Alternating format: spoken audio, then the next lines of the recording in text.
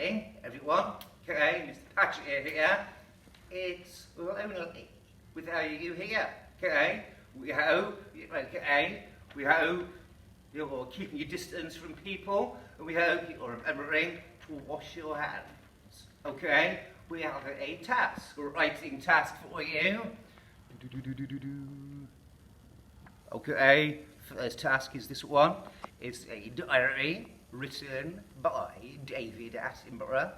Imagine he's doing a TV program about the ocean, pollution in the ocean. How would he feel about it? What would he see?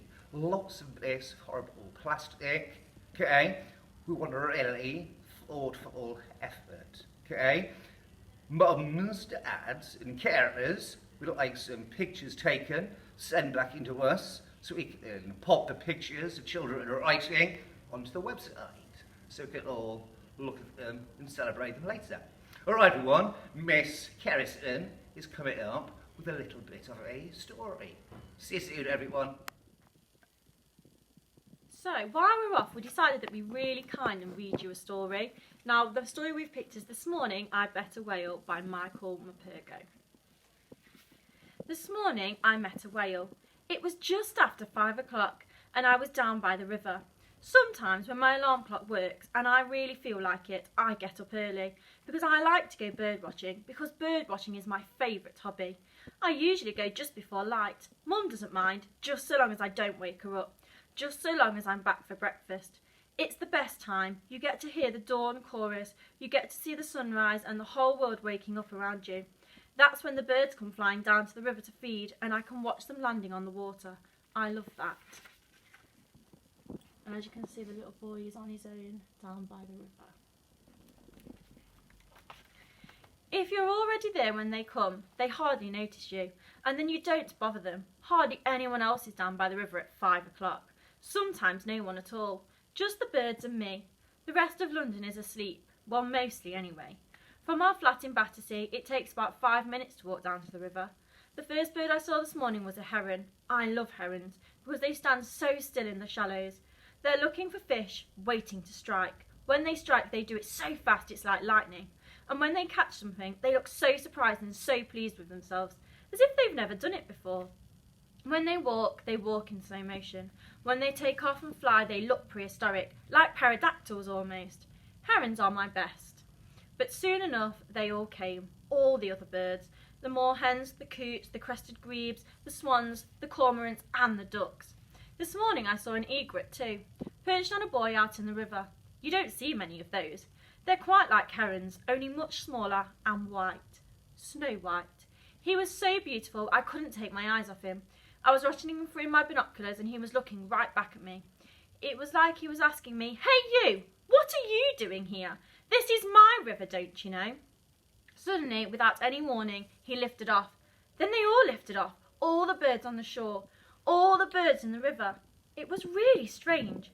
It was just as if I'd fired a gun or something, but I hadn't.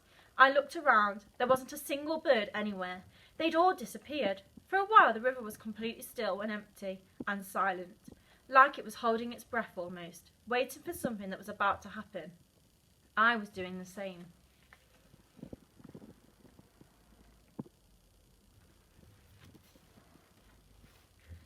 Then I spotted something slicing slowly through the water towards me. It was a fin. Shark! I thought. Shark! The warm shiver of fear crept up my back. Then I saw the head and knew at once it couldn't be a shark. It was more like a dolphin, but it wasn't.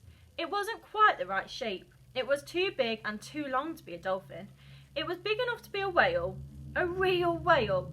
Now I knew what it was. With a face like that, I knew at once that it had to be a bottle-nosed whale. It's the only whale that's got a face like a dolphin. I know quite a lot about whales because my uncle sent me a whale poster he'd got out of the newspaper, and I've had it pinned up to my bedroom over my bed ever since.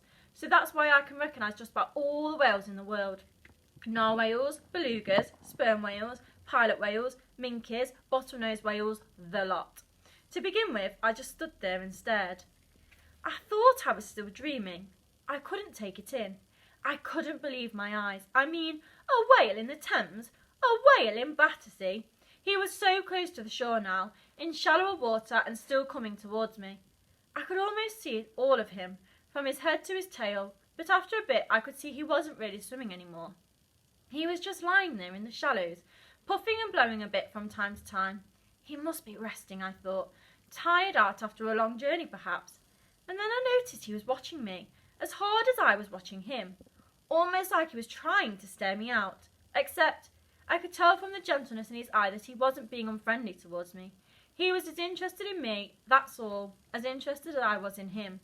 That's when I knew, don't ask me how, I just knew that he wanted to become closer to me. Good morning everyone, hope everyone is well. We thought it might be a nice idea to set you a maths challenge for this week. Here is this week's maths problem. Why not have a go at solving them? Then you can use the school website to send in your answers. The area on the website you need is under pupils, then homework. Your teachers can then see your answers and we may be able to give you a shout out on the next video. I will show you the solution next time. Good luck. Goodbye for now everyone. That's all for today, you lot. We'll see you next week. Bye. Bye. Remember to wash your hands.